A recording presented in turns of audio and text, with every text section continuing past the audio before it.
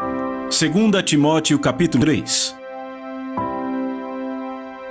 Versículo 1, Paulo diz, mas saibam, repitam, saibam, que nos últimos dias, são os dias em que vivemos, certo? Tempos perigosos virão. Bem, a palavra perigosos aqui literalmente é difíceis, certo? Outra tradução, a Bíblia Viva diz, será muito difícil ser cristão nos últimos dias. Agora, olha aqui para mim. Eu olho para Paulo e olho para os nossos dias. E eu penso, ok, Paulo diz que nos meus dias vai ser difícil ser cristão. E eu fico, peraí. Você sabe o que aquele cara passou? Ei, ele apanhou 3 vezes com uma vara? Sabia que quando se apanhava com vara, isso marcava os ossos das pessoas e isso doía por semanas e semanas? 5 vezes ele foi chicoteado 39 vezes, quer dizer, 40 menos 1, 39 vezes 5 vezes. E para chicotear o amarraram num poste, as costas esticadas na ponta dos dedos, e eles vinham e chicoteavam a carne. 5 vezes diferentes. Ele foi apedrejado, dado como morto. Ele foi perseguido em quase toda a cidade que foi. Esse homem olha para os meus dias e diz que serão difíceis.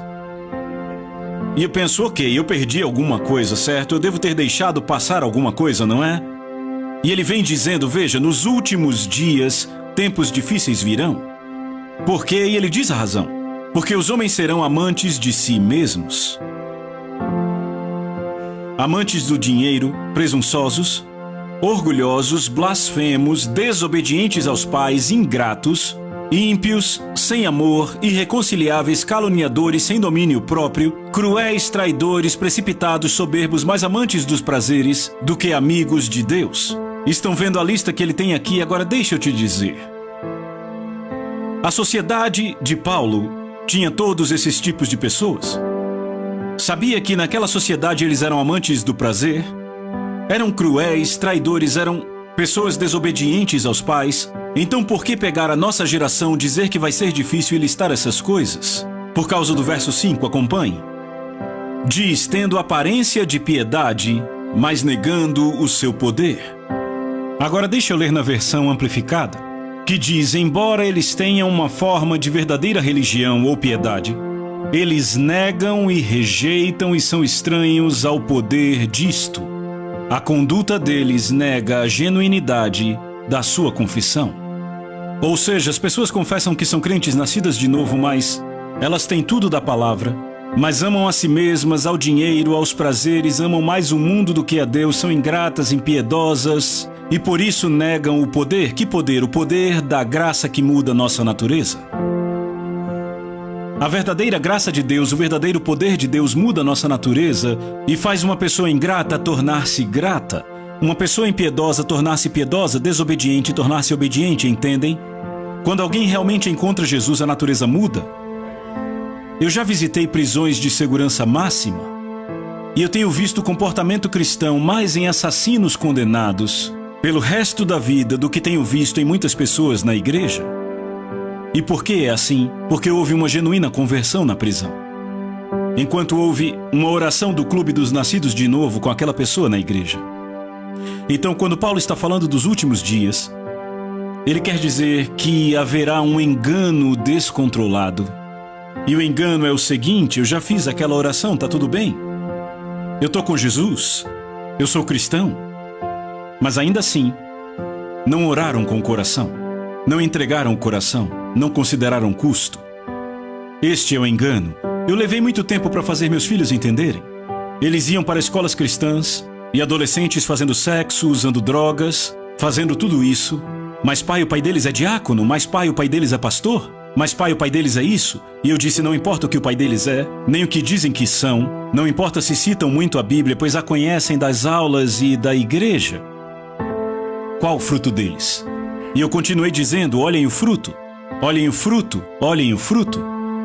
Então o que Paulo está dizendo aqui, falando dos últimos dias, é que teremos pessoas dizendo, eu sou crente, mas se você olhar para o fruto, não são crentes, pois não tiveram uma mudança real de natureza, são pessoas enganadas, e ele continua dizendo, versículo 10, Paulo diz, mas você, falando a Timóteo, seguiu cuidadosamente a minha doutrina, o meu ensino, repitam, ensino, modo de vida. Agora notem, ele diz seguiu o meu modo de vida, não diz seguiu a minha unção.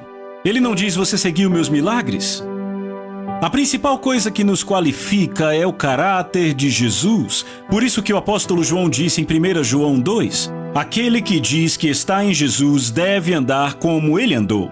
Você vê o caráter de Jesus? Sabe, discutem comigo, mas eles nasceram de novo, dê uma chance a eles. Mas sabe, eu vou a essas prisões e vejo esses caras que foram salvos, e eu vejo genuína humildade e piedade nessas pessoas. Eu vejo tanta gente que nasceu de novo, por exemplo, a minha esposa, eu me orgulho muito de tê-la levado a Jesus. A minha esposa, eu posso mostrar uma foto de uma semana antes dela ser salva, e uma foto de um mês depois de ela ter aceito a Jesus, vocês não a reconheceriam? Houve uma mudança total naquela mulher. Eu não disse para ela parar de beber, e ela era quase alcoólatra, o pai dela é alcoólatra até hoje.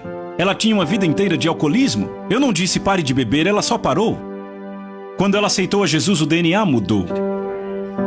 Eu tenho muitos amigos que dizem, sabe, John, eu era assim, eu falava palavrões como um marinheiro bêbado, mas uma vez que eu fui salvo, tudo isso parou. Eu nem precisei fazer mais esforço, porque o DNA mudou, houve uma mudança do DNA espiritual. Certo, Paulo diz a Timóteo, mas você seguiu cuidadosamente a minha doutrina, modo de vida, meu propósito, fé, longanimidade, amor e perseverança. Minhas perseguições, veja o que ele está usando para se qualificar aqui. Não são milagres ou ministério. O que é? É o fruto do Espírito.